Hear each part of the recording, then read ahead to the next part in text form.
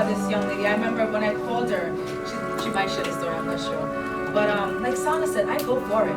Like anyone that I want to work with, I just go for it. I hit them up on Instagram, emails. I get through the gatekeeper. I'm like, get out of my way. But you know, and for the young ladies in the room, you have to go for it. No one is just going to open the door for you, right? Let's be real. You have to go for it, and everything you want in this life can be ascertained. It really can be, but it's about mindset. We really have to shift our mindset daily. Anything I want, I just go for it. So, without further ado, Collette B. Smith. Let me read the bio. Collette B. Smith has made history by becoming the first woman to coach the New York Jets and the third to coach in the NFL history, according to CBC Sports. Smith made her debut during the team's opening summer practice, July 28th. She will work as a coaching intern before assuming her role as assistant defensive coach. Collette B. Smith is also the first African-American female coach of the entire NFL franchise. Wow. Let's give it up for that.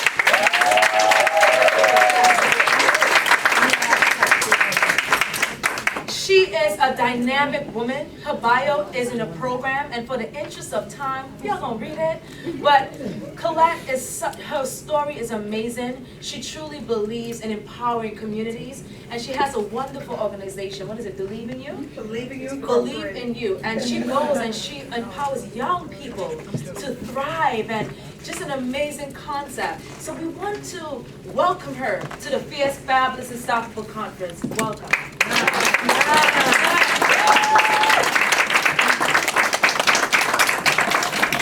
Alright, I don't know what's going on with that video right now. But trust me, I'm gonna find a way to get it done. That's right. That's what we're doing. First of all, it's an honor to be here at the Fierce, Fabulous, and Unstoppable. I believe in being unstoppable. I'm loving Saya. Did I pronounce your name right? Saya? Sana. Going on those groups and social media actually was the reason how I got my position with the New York Jets to be their first coach in franchise history. If there were kids, I would say that bleep works. Right? I'll tell you that. So a little bit about that. I started in football at the age of 42 years old. Right, so I played pro football for a women's team called the New York Sharks, and I proudly have them tattooed on my body because they fulfilled my mind and my inner strength. So I started playing football when I was 42, and I didn't think I was going to make the team. How old are you? 43?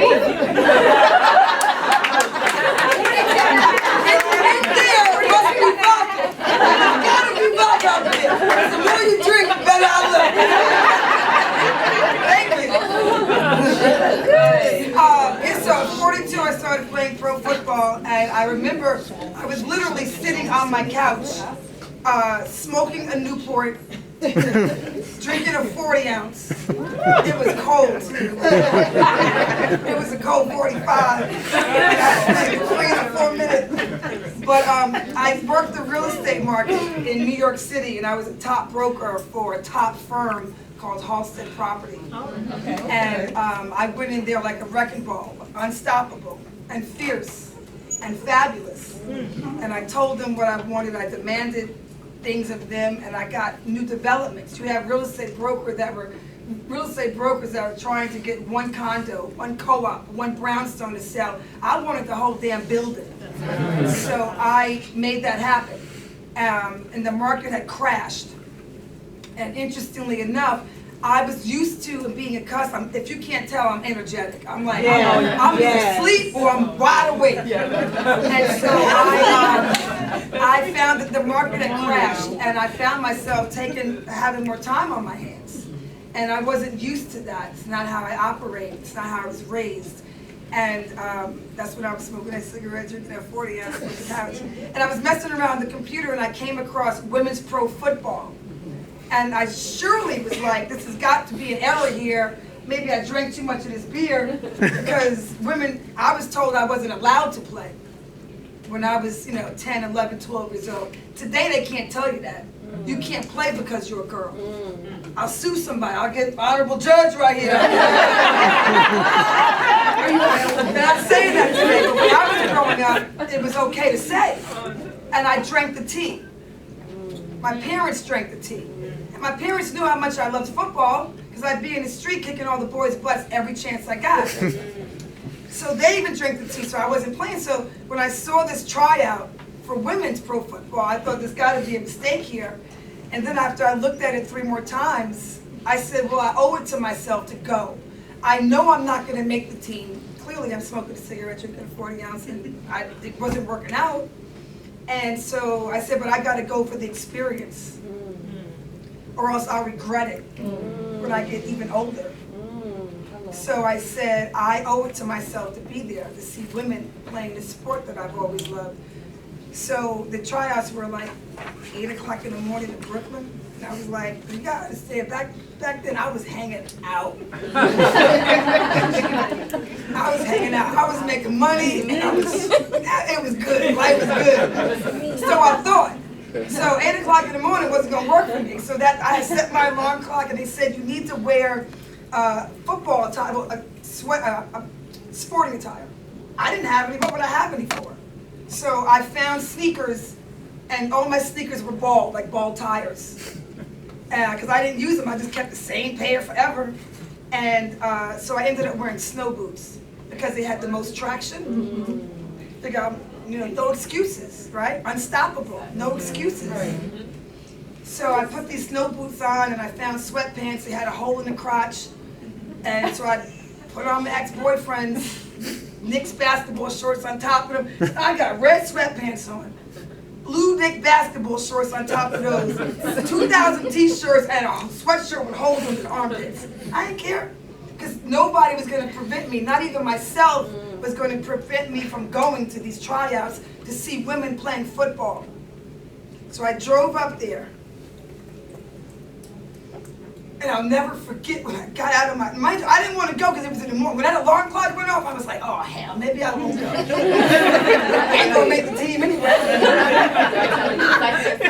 So I was right. We could be our own worst enemies sometimes. So I rolled over in bed and then I thought about it again. I said, no, get yourself up. Get your black bleep self up. Go. So I went and the minute I drove up and I saw these women playing football. Helmets, shoulder pads, cleats, the whole shebang. I felt empowered like you cannot believe, because I didn't believe it.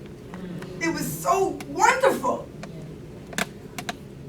I shouldn't even be here today. I'm a 3-time suicide survivor. I'm a 5-time rape survivor. I lived with an abusive boyfriend for way too long. So for me, that empowerment for me meant everything. And at that very moment, I thought, I have strength. And I got these strengths from my sisterhood. Sisters that I didn't even know yet, but I saw them yelling, down, set, hot. And I was hitting, I was like, whoa. And I felt good and strong. So when I went to tryouts and they slapped that number across my my baseball cap, because I didn't have a helmet, right? Why would I? And they slapped the number across my chest and on my back. I gave it everything I had. I gave it so much. I didn't even know it lived inside of me. I was sometimes in the drill. I was like, "What the hell is? Who are you?" And I was like, "Just keep going. Just keep going." And I had asthma back then, so I kept my asthma pump in my snow boots. And I kept it in my snow boots. And every once in a while, I'd be like, "Let's go." Right? So life takes you on journeys that you don't understand until you understand. Definitely, when I think about life today, it's more precious than it was before. Today, and it is my innate duty to pay that forward to others. So I'm proud to stand here as the first. I'm gonna read something. I usually don't read, but to keep myself on track, because I could be up here, we could be hobnobbing it all day. I'm a coach and I can talk.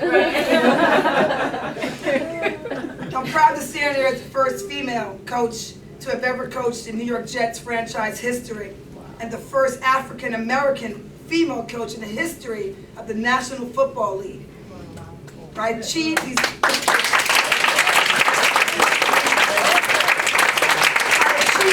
This platform in which most of the world said I couldn't. Hell, I wasn't allowed to play this very sport that I loved so much when I was a kid because I was a girl. Well, I stand here not just as a woman, but a proud black woman that tackled these naysayers in a full-on set blitz with deep field man coverage. Life is not a level playing field, but I'm proud knowing that I leveled some of it. Isaiah 54:17, no weapon formed against you shall prosper. Change gonna come. And it continues with you and with me. It's God driving me in the direction in which He wants me to go. He is my road map. He is my navigation system. And I'm on autopilot.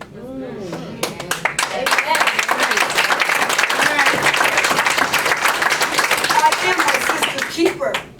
So today I use my platforms as a living example to empower and inspire our girls and women to show some of what is possible when you never give up, to help give a sense of their own power and hopes that they too will create their own legacies. You see, I'm certain that God didn't give me these platforms to put in a shoebox in the back of my closet. I'm using mine. I use it as a superhero cape, not just for me, but for somebody else. My living shall not be in vain. That's right. And you all here today, your living shall not be in vain. This is why Carmisha made this happen today. For us to grow, for us to learn from each other, for us to be kind to one another, for us to support each other, for us not to judge each other. Preach.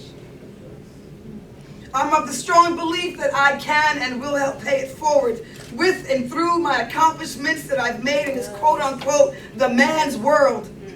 As the first female to ever coach in Jets history and the first black woman to do it, and not to mention being a former women's pro football player at the age of 42. The founder and the president of my company that is so close to my heart, Believe in You Incorporated. I came up with this name, Believe in You Incorporated, because I made my way over by the social group pages. And I was on there plugging away, promoting for women in football. Because we had football games and nobody would be there. It might be your mama, your brother, your boyfriend, or maybe a neighbor. I could count everybody who's in the stands. That ain't right. As hard as we worked, we women football players had to work, practice, not get paid for it, by the way. So we did it out of passion.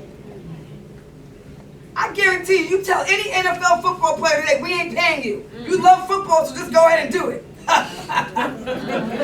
There'll be no games, televised. There'll be no game. So the commitment that we women put in is everything. So I was promoting, so I was a former player.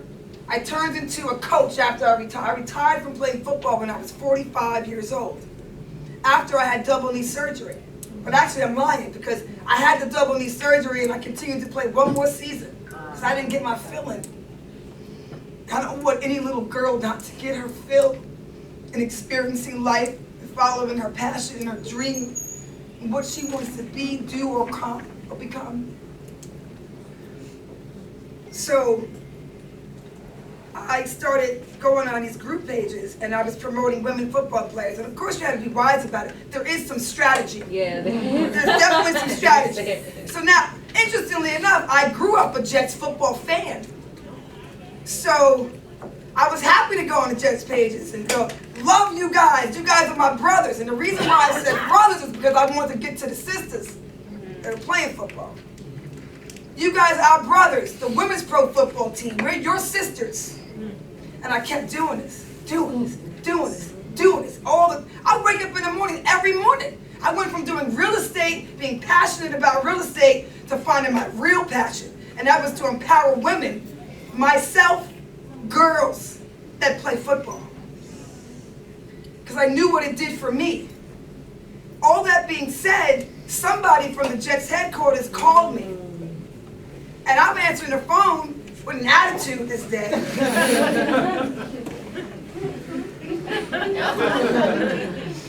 Because I would get guys that would call me that said, oh yeah, you girls play football. You know, do you really play on a 100-yard field? And I said, actually, it's a 120-yard field. You count end zone yardage. Right? So I would get all these stupid questions from these men that were really trying to break me down, passively aggressively. I ain't going for that no more. So when this other phone call came and it was a guy wanting to ask me about women's football, I was like, here we go again. And then after he said who he was and the executive staff, I was like, oh, yeah, so I'm sorry.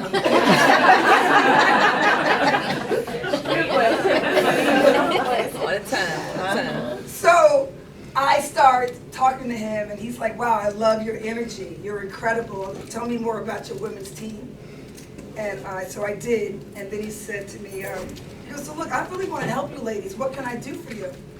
I'm the wrong person to tell. What can I do for you? So I told him some things that I wanted, and I made him execute them, at least with getting me on-field access. So the point I'm getting at is that I wanted on-field access to be with the Jets coaches, to learn to be a better coach for guess who? My women, my team. It wasn't for me. I wasn't thinking about being a coach. That wasn't my goal. I just wanted to learn to be a better coach for my team, for my team. So he ended up making it happen, but it took me pounding that door in. Right? Because I'm telling you right now, I don't need you to open the door for me. I'm going to bring a jackhammer, I'm going to kick it in. So I get there on the field and I start talking to some of the people there, and some of the executive staff knew me. So the vice president of the New York Jets knew me. I met him a year earlier. The GM, Mike McCagnon, knew me, met before, and they were talking to me. I could see this black man, Todd Bowles, who was the head coach at the time, and I was proud of that. My brother being a head coach in the NFL, that's what's up. But I didn't want to bother him, because when you're on the football field, I'm working. I'm thinking, my mind is racing. So I didn't want to bother him. But it was so poignant, it was like I paid somebody almost to have the GM walk up to me and say, hey, Collette, how you doing? And I was like, what's up, Mike? How you been? You know? So it was a good look. Made me more credible. God is good. All the time. All the time. God is good. All the time. So now Neil Glatt comes over to me. Todd Bowles is right there, he can hear. We're in earsight of each other. Neil Glatt, the vice president, comes by and he's like, hey, coach, how you doing? How's your team? I said, we're undefeated. We're the Atlantic Conference champions. How you doing? Because the Jets won. So he says, my wife still talks about you and the team. And I said, really? That's interesting because I've never seen you at a game yet. Right? A guy would say it to another guy. Why can't a woman say it to a guy? I'm using my mouth. Sometimes too much. So now at some point the coach comes over and he starts talking to me. And he started asking me, now mind you, this is going to lead into something else for you to all think about. Research, homework. You can never do too much homework. Any children in the room? Do your homework. Do extra credit. Be all that you can be. Because here I am going to the Jets practice. I've researched everybody that I needed to before I got there. So when Coach Bowles had said to me, well, what position do you play? And I said, well, I coach now too. But I played and I coached the same position you played at Temple University. Woo! So he's like, okay. So then we started talking, because well look, I'm glad you're here. Enjoy yourself today. If there's anything you need, let me know.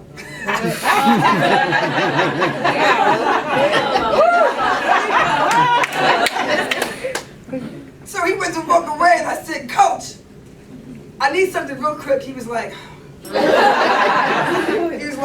yes, Coach, what can I do for you? I said, where are your DBs? Because that's where I play coach, and I want to hang around them.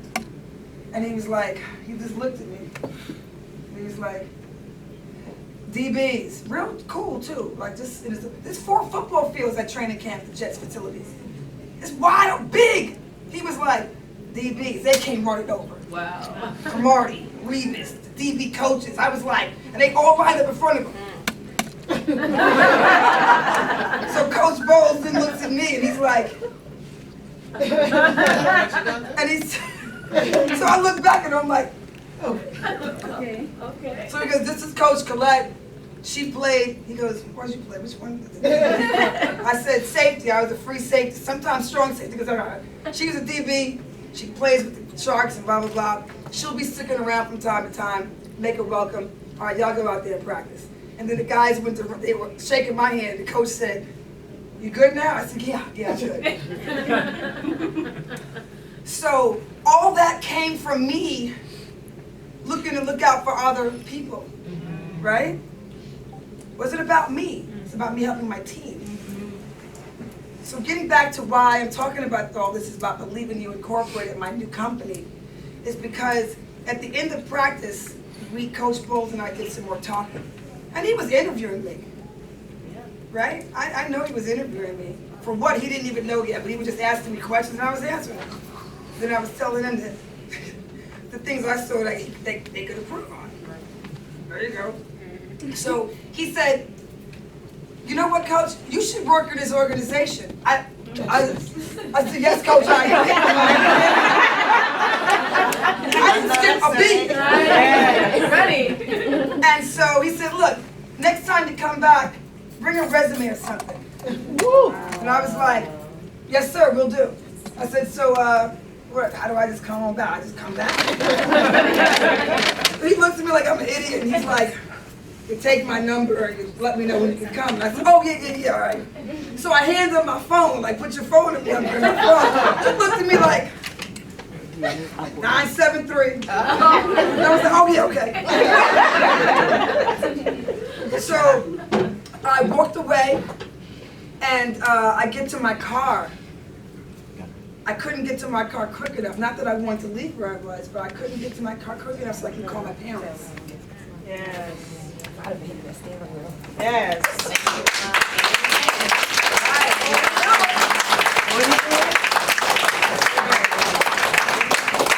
So I get to the car and I call my dad knows everything that I'm doing all the time. Like I tell him, I don't care anymore. If I'm doing something I'm not supposed to, I'm like, I'm grown, stop me.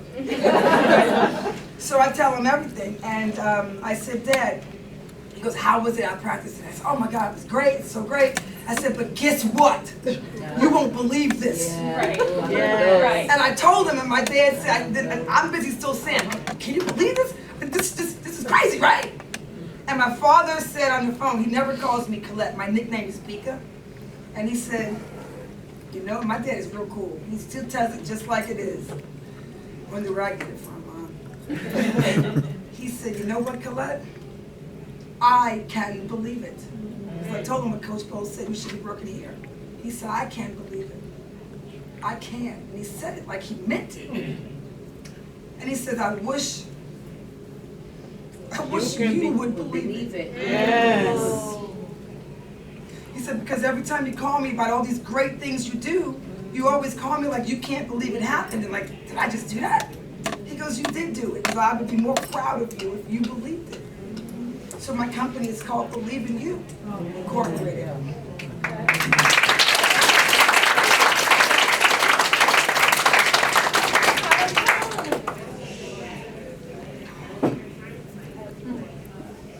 So it was glorious being out there with the Jets. I literally ended up not staying with the Jets. I had mainly guys would tell me, girls never said anything, women never said this, but men would say, why would you leave the Jets? Are you out of your mind? That's a dream job. That's a dream. I said, a dream for who, brother? Because I wasn't allowed to even play this very sport that I love because I was a girl. So how dare me dream to be a coach in the NFL one day? That wasn't one of my dreams. What I did was I found my purpose. So once you find your purpose, your work is easy. Your work is gratifying. You're doing God's work too. And I'm more happy running my company. I still go out there and mess with the Jets, though. I still call them after football games because I watch football real different. You don't want to come to my house and watch. I won't let you come to my house and watch a game. I'll let you come to have a glass of wine, but not a football game because I want to break it down. I watch it differently. I record it, I rewind it, I pause it, I fast forward, I back it up. Because you're cold. I circle stuff.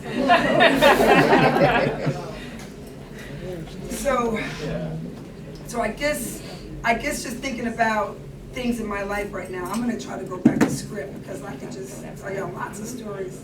My book will be coming out, so you get to read some of the stories that are going on. But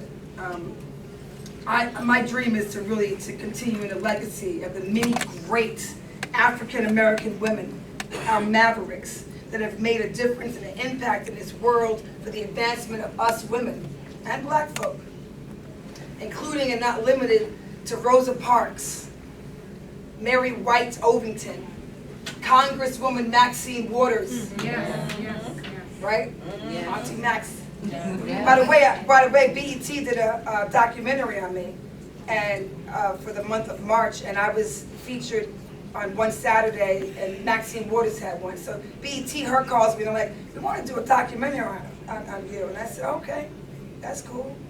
She said, well, the first one we have MC Light, then we have Maxine Waters. I said, Congresswoman Maxine Waters? She was like, yeah. And then the next week it'll be Megan Good. The next week it'll be Terry J. Vaughn from the Steve Harvey Show. Remember her? Yeah. That annoying voice? Yeah. But she's mad cool. Oh, mercy, I love her like a sister. And then they said, and you'll close out the month of March with your documentary. And I was like, what? Right, so anyway, Ida B. Wells and Ann Atwater, fighter, Ann Atwater. If you haven't seen that movie yet, I think it's coming out. I've seen it. And the first female president of Tuskegee University, my alumni, Dr. Lily McNair, first female president in the history of Tuskegee University. That's something. I'm like, we spoke on the phone too about that. I'm like, you the first female president, I'm the first black female coach in the NFL. We got stuff in common, but it's things like this that builds you up, because she built me up.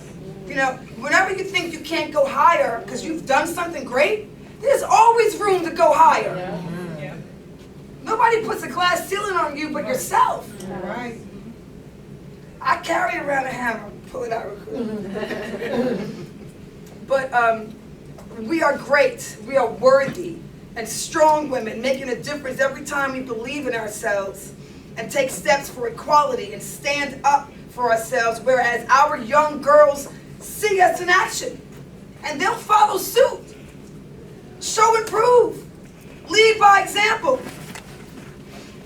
I don't know about the next guy, but I love a challenge. So game on, bring it. Bring it. Put a mouthpiece in there though. You know. So my focus is to leave this world a better place than it was yesterday, and to pay it forward to the next generation of sister warriors, because quite honestly, living in America while black, and then living in America while being a black woman, we must be warriors in order to survive and thrive. We all know that. They try to act like they don't know. But they Oh, we know. They know. One nation under God, indivisible, with justice and liberty for all, is what we rightfully deserve as human beings and American citizens. But it's not always the case for us. Equality ain't free. Freedom ain't free. There's more work to be done.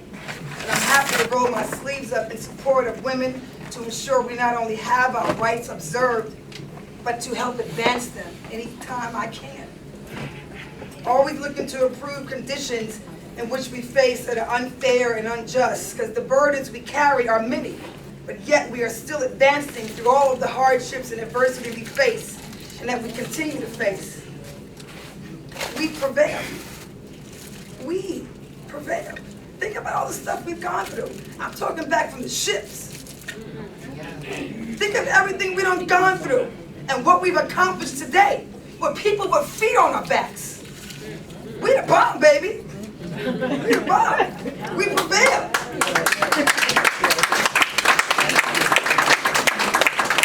So at the end of the day, I think about it, I'm like, we do, we will, we can, we will continue to do. And it takes forums like this, conferences like this, for us to see things and maybe say, I wasn't thinking about that, but you know what, I'm gonna do something about that now. This is all good, let's jog each other's memory. But in my opinion, still with feet in our backs. I ask for no favor from my sex, just to get your foot off my back. And if you don't, I will kindly remove it for you. With a smile.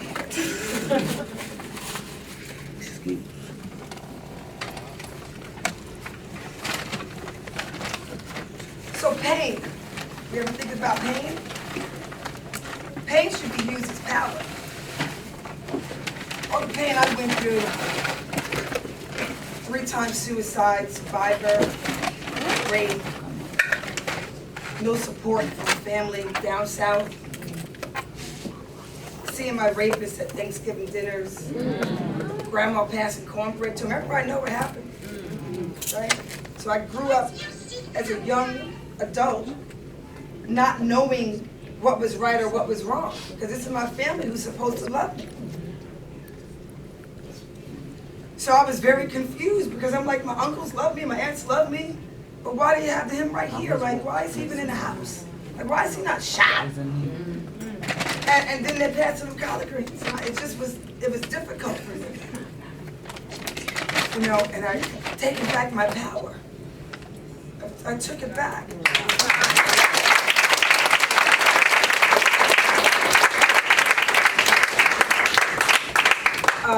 It got to the point where it was easy for me when my aunts would call me and say, hey, how you doing? We missed you, we love you, when you coming back down? Once I started playing football, and I told you I found my inner strength, I found my cape. I had my cape on, I was equipped for that phone call. I wanted that phone call. I said, really, Aunt Denise? You love me so much, you want to come see me? You want me to come down here and see y'all? I said, if I ever come back down there, it'll be with a bat in my hand. Oh, what do you mean? I'm like, I ain't got to tell you what I mean. You know what I'm talking about. I said, tell Uncle Ron I said hi.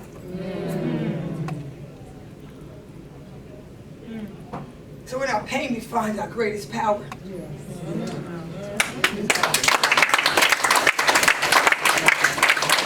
me, it was God. And God, He delivered.